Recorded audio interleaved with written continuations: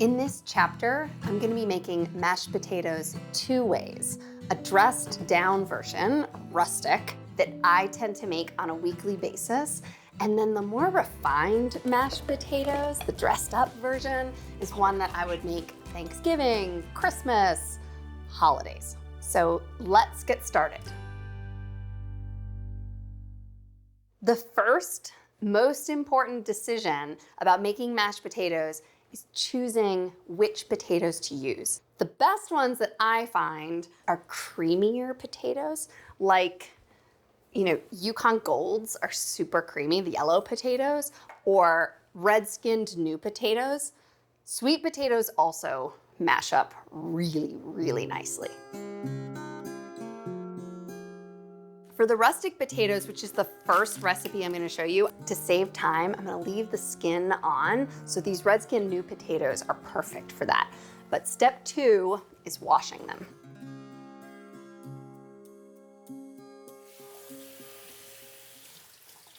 Depending how dirty the potatoes are, you might want to scrub them, but these aren't dirty at all, so they just need a rinse.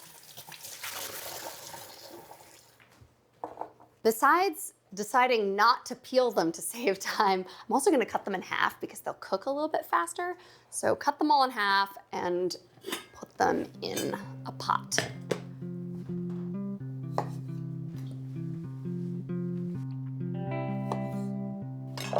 Okay, now I'm gonna cover this with water, about a ½ inch above the potatoes with cold water.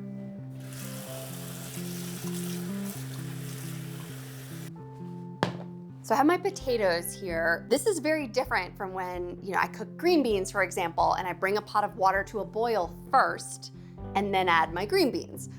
In this case, because I want to bring both the water and the potato up together at the same time. They will cook more evenly inside the potato. Besides water, the other important step of cooking potatoes is salt.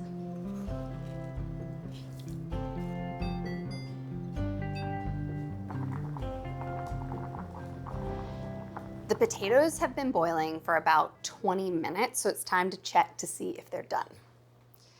The method for checking if potatoes are done is to take a fork, stick it in, and if the potato stays on the fork like this, they're not quite done. If the potato stays in the pot as I lift the fork back up, then they're done. So a few more minutes. It's time to check to see if they're done. Okay, they're done. Stayed in the pot. So they are tender enough for mashed potatoes. Time to strain them.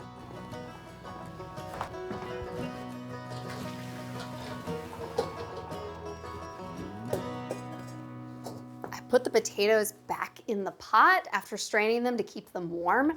It's time to get mashing. I'm gonna mash this in this glass bowl so that you can see what happens as the potatoes mash. But normally, if I was doing this on a normal weeknight with my family, I would do it in the same pot that I cooked the potatoes in. But here I'm gonna put the 4 tablespoons of butter on the bottom of the bowl. That way, when I put the hot potatoes on top of the butter, it starts melting the butter.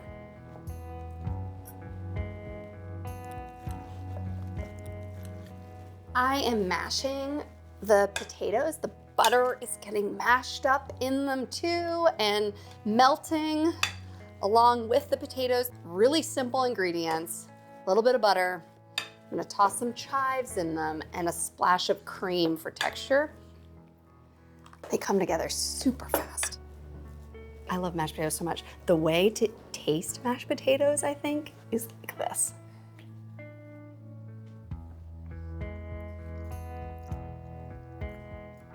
They're so good. Just stuff your face, mashed potatoes. These rustic potatoes are great for everyday weeknight dinners, but if you want something a little bit more refined, I'm gonna show you that version next. This recipe for more refined mashed potatoes is my absolute favorite. The goal is all about the texture and then delicate flavor balance. The most important piece to achieve the right texture is the right potato.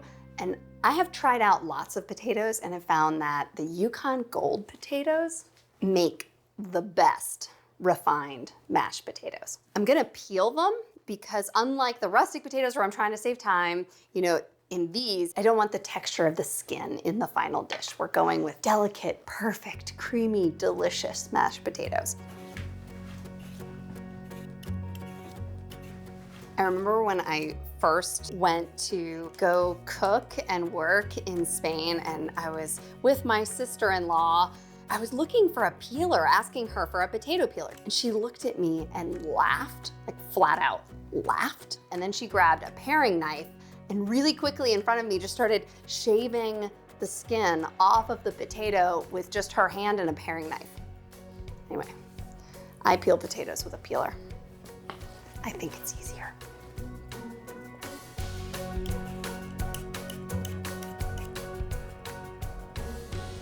Now it's time to cut the potatoes. I'm just gonna cut these in half and then in quarters, and then each half in quarters again. I'm looking for them to be about a ½ inch to an inch in size. The reason I love Yukon Gold is because they're not mealy. And I find potatoes that are better for baking, like russets, when I turn them into mashed potatoes, they don't have the same creaminess. And that creaminess is really what mashed potatoes are all about. So I've got my potatoes in the pot, and I'm gonna cover them with water. I'm just gonna use the same water that I had my peeled potatoes in. It's just water. And you're just covering the potatoes by a ½ inch to an inch of water. And before I bring them up to a boil, I'm gonna add 1 tablespoon of salt. When I'm cooking for a crowd and I want hot mashed potatoes to come out like right when I'm serving my turkey or whatever for Thanksgiving, and then before people arrive, I will go ahead and do this and have my potatoes cut, covered with cold water, just sitting on my stove. And then 20 to 30 minutes away from wanting to serve delicious hot mashed potatoes, that's when I would turn on the burner and get them cooking. So let's do that. The potatoes have been boiling for about 20 minutes, so they're almost done. I wanna process them hot as soon as they're ready, so I'm gonna get all of my other ingredients and tools set. I've got some cream, a little bit of chicken stock, and olive oil. I'm gonna use olive oil instead of butter in these. I love the flavor of olive oil. And then instead of using a masher, to get a perfect creamy, fluffy texture, you have to have the right tool. You can either use a food mill, this is my preferred tool, or a ricer. Both of these have these little small holes on the bottom of them. When the potatoes go through, what's gonna happen is they're gonna come out as strands of cooked potato. And that changes the texture. Let's see if they're done. We're gonna use the fork method.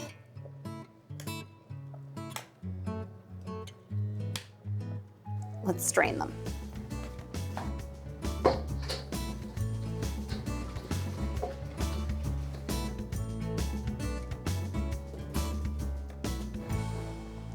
For these potatoes, I'm gonna put 3 tablespoons of olive oil.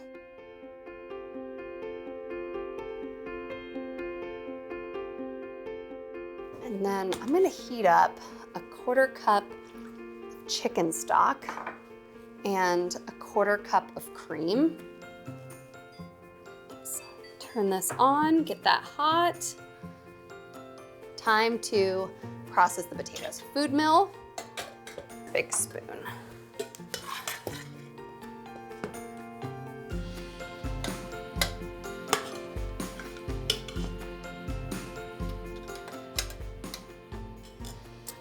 Just spin it and see how it comes out like spaghetti strands on the bottom.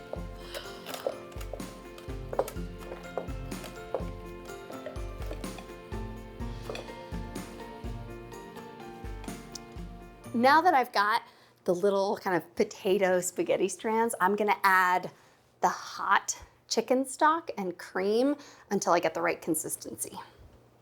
So I'm gonna start by putting in half and then fold it.